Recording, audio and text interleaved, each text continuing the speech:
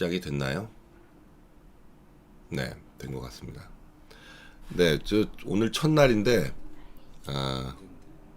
여러 가지 면에서 아직 안 됐어? 왜 안 들어오죠?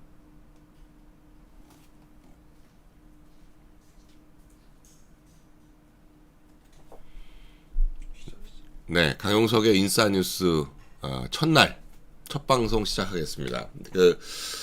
뭐 이렇게 그동안은 이제 스태프들과 함께 하다가 오늘은 처음으로 집에서 방송을 시작하다 보니까 여러 가지 면에서 미숙한 점이 많아가지고 준비하는데 시간이 좀 걸렸습니다. 그래서 많은 분들이 기다리고 계신데 거의 뭐 지금 25분이 지나고 나서 시작을 하게 됐네요. 오늘 뭐 첫 뉴스는 아무래도 뭐 북한이 미사일을 발사했다 이거부터 시작을 해야 되겠네요. 역시 또 합참에서는 발사체라는 표현을 썼는데요.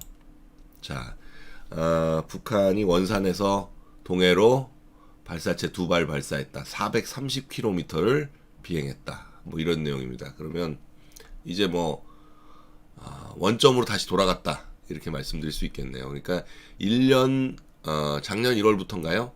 작년 1월부터 평창 올림픽에 뭐 함께 하겠다. 뭐 이런 식으로 해가지고 시작됐던 화해 무드, 김정은과의 화해 무드가 정확하게 1년 7개월 만에 완전히 말짱 도루묵이 됐다.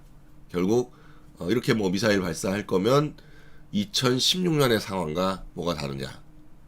그럼 과연 트럼프는 어떻게 대응할 것이며 문재인은 어떻게 대응할 것이냐. 문재인은 뭐 대응할 방법이 없죠.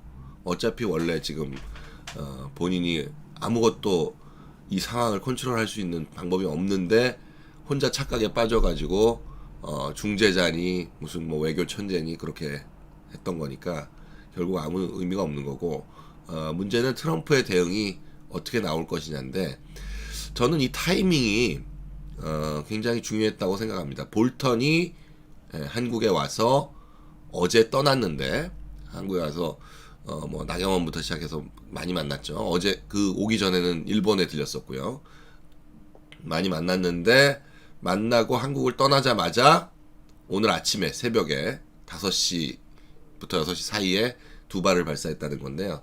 이걸 봤을 때 볼턴한테 보내는 뭐랄까요, 배웅 인사다 이렇게 말씀드릴 수 있겠네요. 그러니까 볼턴이 미국에 빈손으로 갈 수 없게 미사일 2발을 양손에 안겨줬다 이렇게 말씀드릴 수 있겠네요. 그러면 볼턴은 과연 한국에 와서 뭘 하고 갔냐? 여러분 저희가 이제 곧 피터 자이안이라는 사람의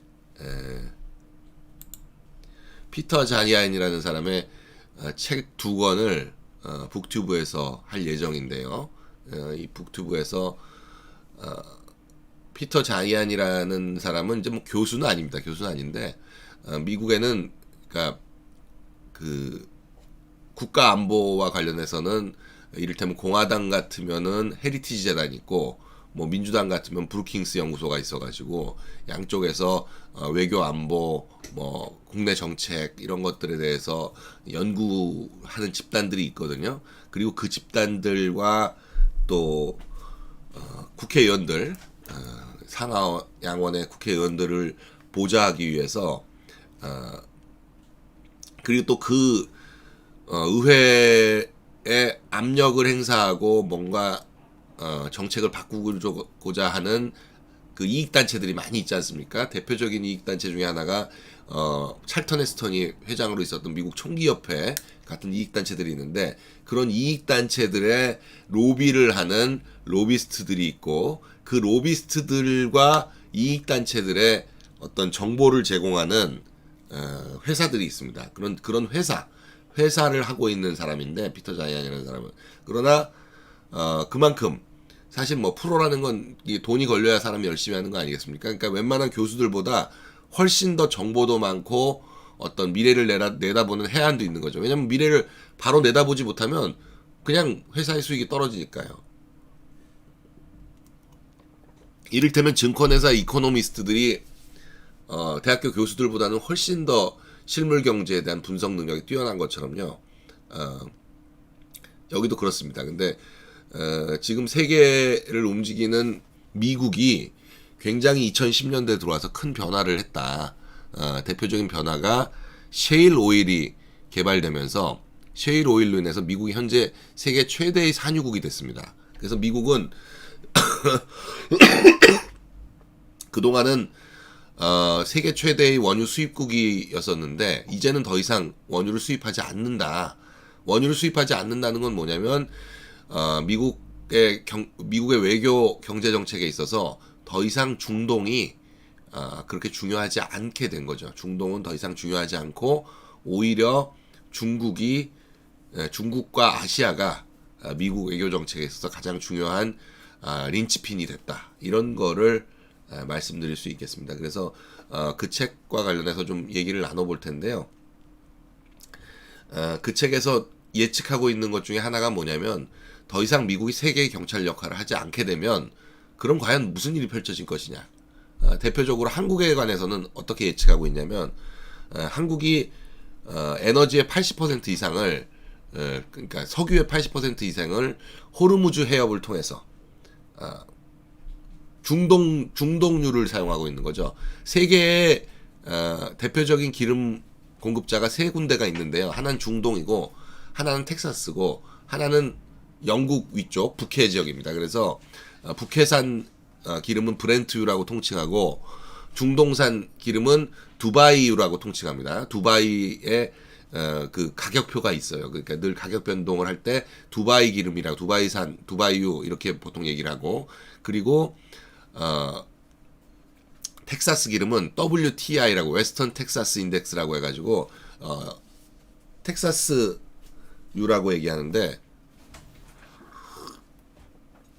이 세 가지 기름 중에서 우리는 주로 80% 이상을 중동산 그러니까 두바이유를 수입하기 때문에 이 두바이유는 거의 대부분 이제 호르무즈 해협을 거치고 그리고 싱가포르에 있는 말라카 해협을 거쳐서 남중국해를 타고 배를 타고 올라옵니다. 그런데 지금 뭐 아시다시피 이란 문제로 인해 가지고 호르무즈 해협의 그 영내 안보가 굉장히 불안한 상태잖아요. 그래서 호르무즈 해협에서 뭐 무인기가 뭐 날라와서 유조선을 공격했네. 그리고 또 그걸 뭐 미국이 격추시켰네. 미국이 이란을 지금 공격할 거냐 말 거냐. 뭐 예전 같으면 미국이 이란을 공격할 거라는 뉴스가 나오는 순간 기름값이 한 20% 이상 뛰었을 겁니다.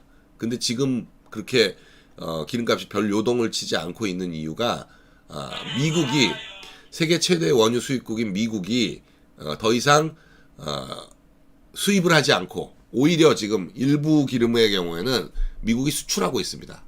그러니까 예전에는 2000년대까지만 하더라도 미국은 국내산 원유, 그러니까 미국에서 생산한 원유를 WTI 말고요, 미국에서 생산한 다른 지역 내에서 생산한 원유들에 대해서 해외에 수출하지 못하게 하는 그런 법을 가지고 있었는데 이제 그 법도 없앴습니다. 그러니까 자신 있게 수출을 하고 있죠.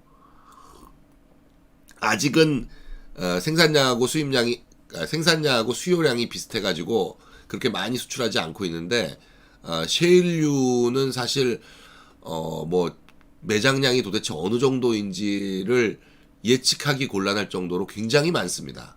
그러니까 이렇게 기름이라는 게 구멍을 뽕 뚫어가지고 자연적으로 솟아나올 정도의 기름은 지금 뭐 이제 사우디나 이런 데들 외에 그렇게 많이 남아있지 않지만 그런 기름 외에 기름으로 정제해서 쓸 수 있는 기름들 이를테면 셰일 같은 경우에는 사암이라고 하는 그러니까 사암이라는 거 있잖아요. 퇴적암 중에서 사암 속에 기름 성분이 녹아 있는 건데 그런 셰일 아니면 오일 샌드라 그래가지고 모래 속에 그건 이제 캐나다 알버타 지역에 많은데 그 오일 샌드에 기름이 섞여 있는 그런 거 그리고 이거는 뭐 아직은 경제성이 없다고 해가지고 지금 활용하지 않고 있는데 아마존 밑에 묻혀 있는 아주 중진류가 있습니다.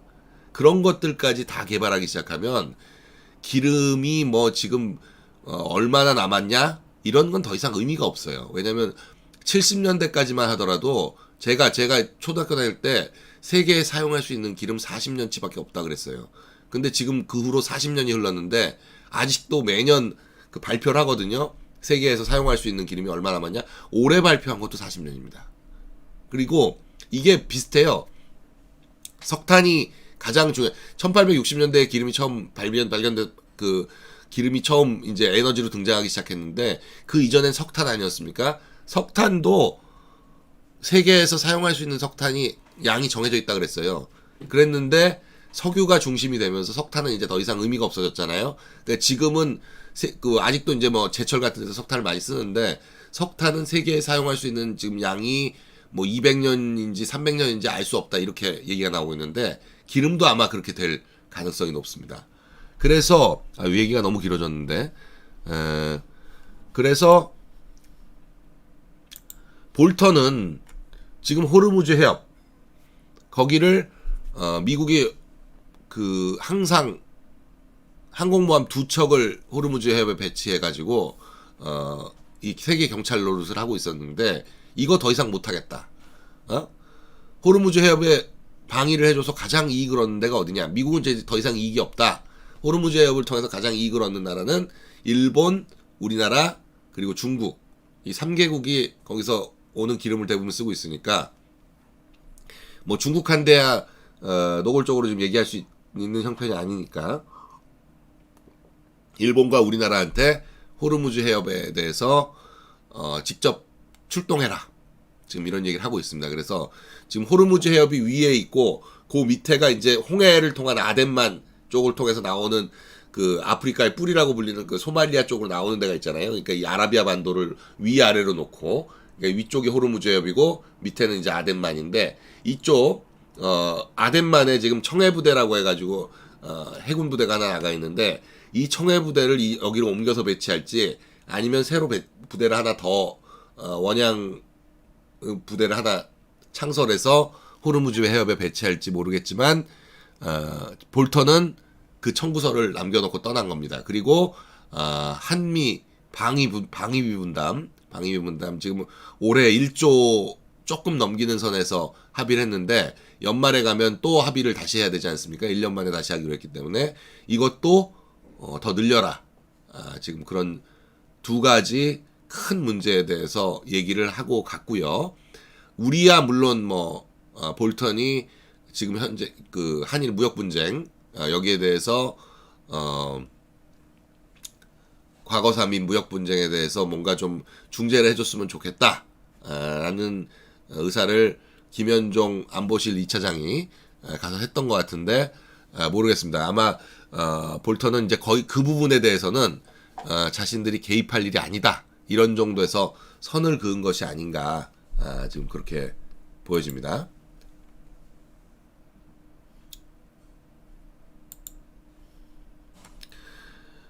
네, 우리는 지금 WTO 문제 잠깐 들어가서 말씀드리자면요. WTO의 이사회, 일반 이사회에서 우리나라 정부는 아마도 이제 일본의 이 수출 규제, 이게 부당한 조치다라고 말을 한 것 같습니다. 그런데 지금 뭐 WTO에서 뭐가 대단한 게 뭐가 이루어질 거다 이렇게 생각하시면 큰 착각인 게 일본은 어떻게 했을 것 같습니까? 일본은 무대응입니다. 무대응. 여기에 대해서 큰 뭐 별다른 얘기를 하지 않고 그냥 단순히 안보상 이유였다. 이 정도로 단순한 대답만 하고 더 크게 대응하지 않습니다. 왜냐면 이게 1년 반 내지 2년 걸리고 어떤 경우에는 뭐 3년도 걸리고 굉장히 오래 걸립니다.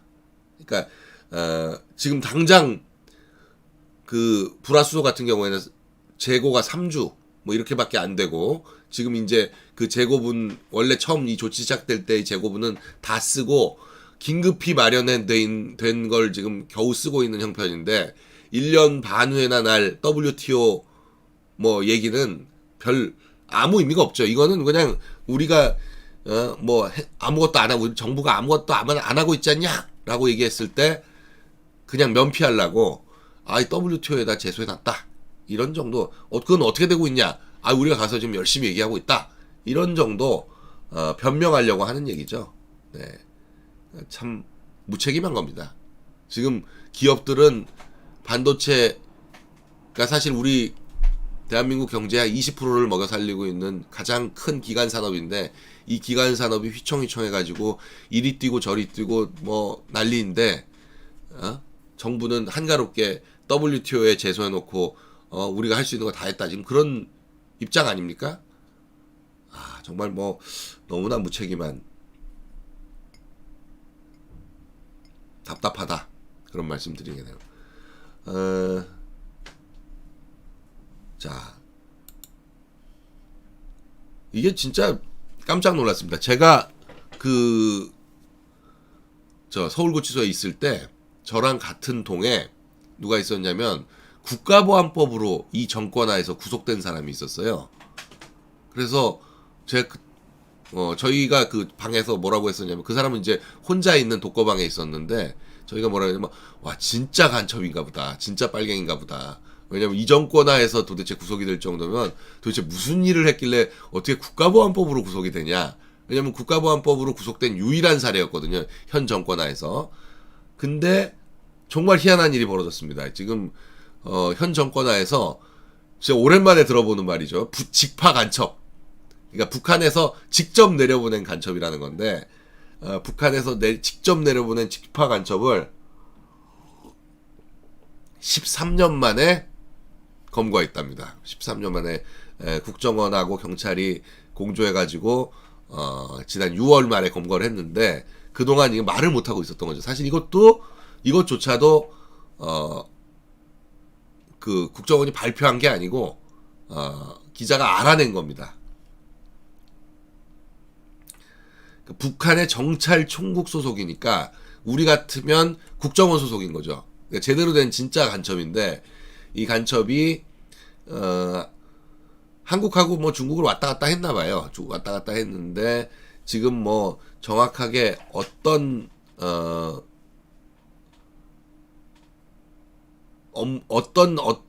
그 일을 했는지 이런 거는 지금 이제 조사 중일 테니까 아직 드러나지 않고 있는데, 왜 그러면 감췄냐? 지난달 말이면 어떤 상황이냐면, 목선 문제로 한참 시끄러울 때였습니다. 그러니까 목선에 대해서 그 동해상에 목선이 내려왔는데, 그때 4명이 타고 내려왔지 않습니까? 그 중에 2명은 뭐 돌려보내고 2명은 뭐 귀순 의사를 보여서 귀순 조치했다. 그러니까 뭐 지금 하나원에 있든지 그러겠죠. 근데 뭐 오자마자 뭐 핸드폰을 찾았네. 그리고 몸을 보니까 뭐 이두박근이 발달을 하면 뭔데 뭐가 아니라서 전형적인 어부기 때문에 간첩이 아니다, 이렇게 판단을 했네. 어쩌네 막 한참 그러던 때 아닙니까? 그때 간첩을 잡은 거예요. 그러니 이걸 발표를 할 수가 없는 거죠. 그러니까 도대체 뭐 이 정부는, 그 청와대가 과연 이 정부를 제대로 컨트롤을 하고 있는 건지, 아니면 그 위에 누가 또 있는 건지, 그게 의심스러울 정도입니다. 이 간첩 참 오랜만에 듣는 얘기인데, 이 간첩 문제가 아마 좀 이렇게 파보면 뭔가 더 굉장한 게 있지 않을까 하는 그런 막연한 느낌이 드네요. 하여간 이 직파 간첩, 사실 뭐 이 직파 간첩이 우리가 전형적으로 생각하는 간첩 아닙니까? 그야말로 월급을 북한의 정찰총국에서 받고 있는 사람이잖아요. 그러나 대개의 경우에는 간첩이라고 얘기하면 신분이라기보다는 행위입니다. 행위. 그러니까 간첩 행위를 하면 간첩이에요. 이렇게 정찰총국 소속, 뭐 직급 딱 있고 월급 얼마 받아, 뭐 사대보험 돼, 이게 간첩이 아니고요. 아니 그건 뭐 당연히 간첩이죠. 그건 뭐 핵심 간첩이지만, 그것만 간첩이 아니라 간첩한테, 보통의 일반적인 경우에는 이런 사람들한테 이제 포섭되는 사람들 있죠. 뭐 돈이든 아니면 뭐 뭔가 다른 이유, 뭐 북한에 있는 뭐 친척이든 뭐든 다른 이유로 인해 가지고 포섭이 되는 사람들이 간첩 행위를 하면 그 사람도 간첩인 겁니다. 그러니까 보통 이렇게 얘기하는데, 예전에 그 국정원이 있으면 우리나라 국정원에서도 국정원 직원, 국정원 요원은 몇 명 안 돼요. 굉장히 작습니다. 제가 뭐 숫자를 아는데 그 말씀드릴 수는 없지만 그 굉장히 작아요. 검찰보다 작아요. 심지어는 그런 정도로 작은 아주 소수 정예 요원이지만 이 예산이 많기 때문에 이 사람들이 망원이라는 걸 예전에 운영했다고 하는데 지금은 아마 그걸 운영하지 않는 것 같아요. 왜냐면 국내 정치에 개입을 못하니까. 국내 정치 같은 경우에 망원이라고 해가지고 국정원의 망원이다 이렇게 해서 망원이라는 걸 운영을 했었는데 그 망원의 숫자가 5만 명이었다. 뭐 이런 얘기가 있었을 정도입니다. 그러니까 지금 사실 뭐 경찰이 대한민국 정보기관 중에서 가장 정보를 많이 생산하고 정확하다 이렇게 보통 얘기를 하는데 국내 정보에 관해서는 경찰 같은 경우에 전체 경찰은 17만이지만 그 중에 이제 IO라고 불리는 인포메이션 오피서라고 불리는 소위 말하면 정보과 형사죠. 그러니까 아주 단적으로 얘기하면 마포 경찰서 같은 경우에는 전체 경찰 수는 800명인데 그 중에 정보과 형사가 한 40명 됩니다. 그러니까 대충 뭐 20분의 1이잖아요. 그런 비율로 따지자면은 17만이면 대충 한 10,000명 정도가 정보과 형사들인데 경찰들 중에 그런 비율로 따지면 10,000명의 정보과 형사가 생산하는 국내 정치의 정보량이 가장 많고 가장 우수하고 가장 믿을만하다라고 할 정도면 예전에 5만 명의 망원을 활용할 때 국정원 정보가 어땠겠습니까? 국정원 국내 정보가 거기에 뭐 이제 뭐 기타 이제 저기 기계를 사용한 그런 정보들 뭐 이런 것도 있으니까 그런 식으로 정보만 그러니까 정보라는 건 결국 사람이고요. 그게 이제 보통 휴먼 인텔리전스라고 하는 휴민트라 그러죠. 사람이고 많은 사람이 많은 곳을 돌아다니면서 이 얘기 저 얘기 듣고 다니면 그런 게 이제 첩보고 그걸 가지고 분석하면 정보가 되는 건데 그런 힘은 결국 사람입니다. 그 사람을 운영하는 건 결국 돈이고요. 그러니까 예산이 많은 정보 조직이 좋은 정보를 생산해낼 수밖에 없다. 이렇게 보통 정보기관들은 얘기를 하죠. 그런데 직파 간첩이다. 이 직파 간첩이라는 게 사실 굉장히 부담스러운 거거든요. 근데 직파 간첩을 굳이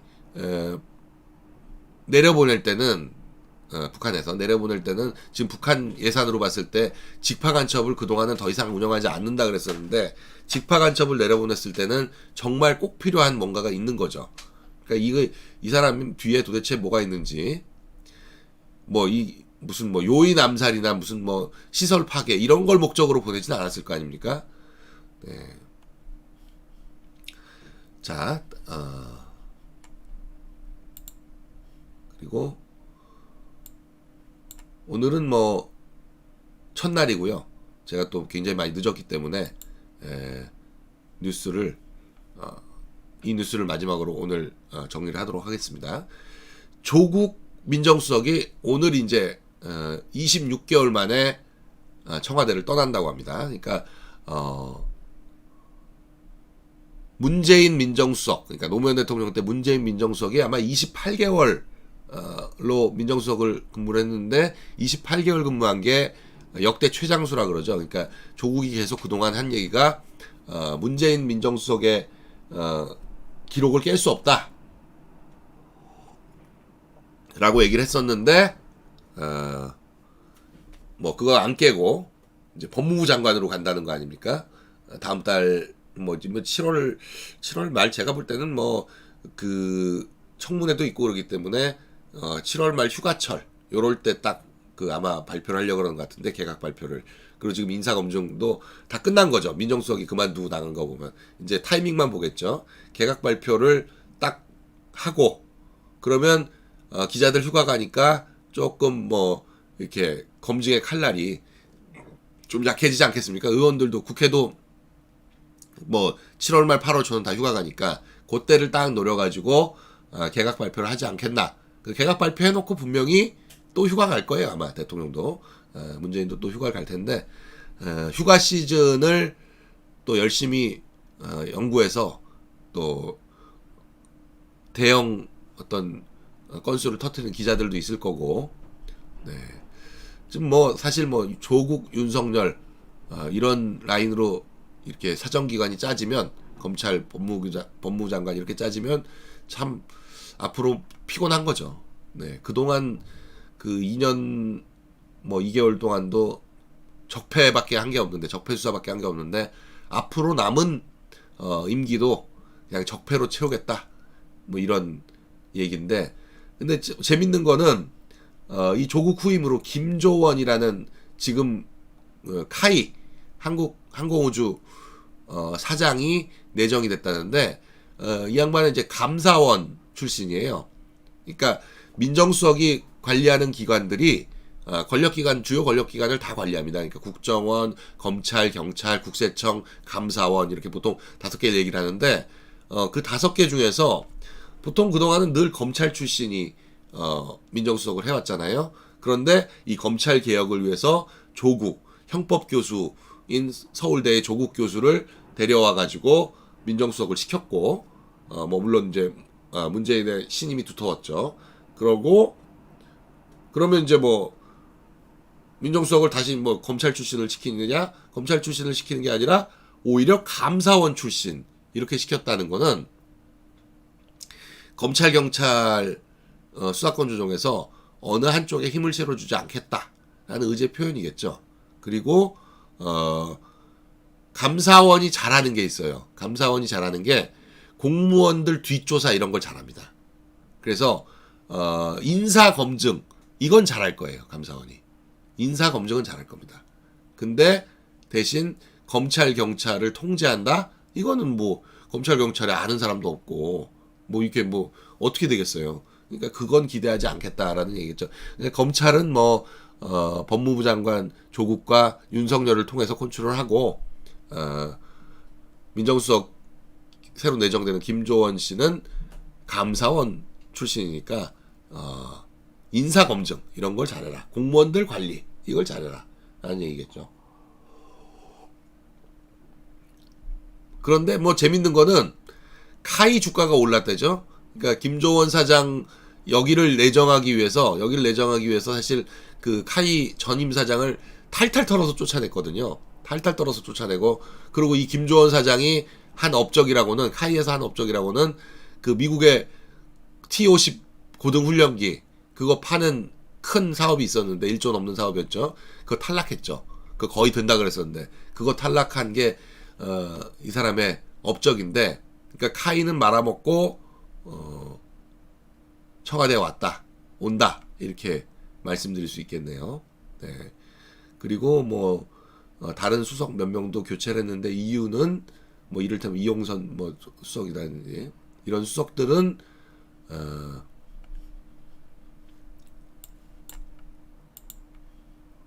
교체한 이유가 총선 대비용이다.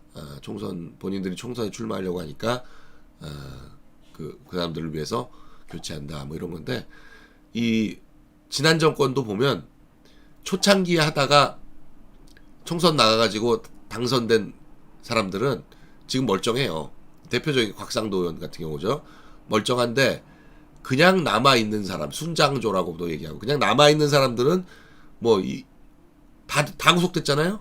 거의 대부분 뭐 예외 없이 다 구속되고, 그러니까 국회의원으로 나가는 게 본인한테도 제일 좋은 거죠. 청와대 있는 사람들의 다 꿈이 초반에 한 2년 하다가 그 다음에 총선 출마해가지고 국회의원 되는 게, 그러면 뭐 이 권력의 최고 아주 핫할 때, 그때 딱 그 권력기관 최고 권력기관에서 근무하다가 그 다음에는 이제 국회죠. 국회로 힘이 쫙 옮겨오거든요. 5년 중에서 뒤에 한 3년 지나고 나면 국회로 완전히 이제 그 권력의 추가 옮겨오니까 그땐 또 국회에 가서 있고 이런 생각들을 하죠. 네, 오늘 아침에 뉴스 뭐 미사일 문제, 그리고 볼턴 문제, WTO 한일 문제, 그리고 간첩, 직파 간첩 체포된 문제, 그리고 조국 수석이 법무부 장관으로 예약돼 있다, 뭐 이런 문제들 간략하게 말씀드렸는데요. 제가 오늘 뭐 좀 준비가 늦어져 가지고 늦게 시작한 점 말씀드리고, 이게 시간이 제 능력이 그래서 그런지 7시 반이 조금 빠른 것 같아서 내일은 8시에 해보려고 생각을 합니다. 내일은 8시에 하면 좀 시간을 딱 맞춰가지고 제대로 시작할 수 있을 것 같은데, 네, 8시에 한번 내일은 하는 걸로 하고, 오늘 어떠셨는지 모르겠네요. 저 댓글에 좀 냉정한 여러분들의 평가 올려주시고요. 제가 더욱 열심히 준비해서 내일은 더 좀 좋은 모습으로 또 찾아뵙도록 하겠습니다. 대단히 감사합니다.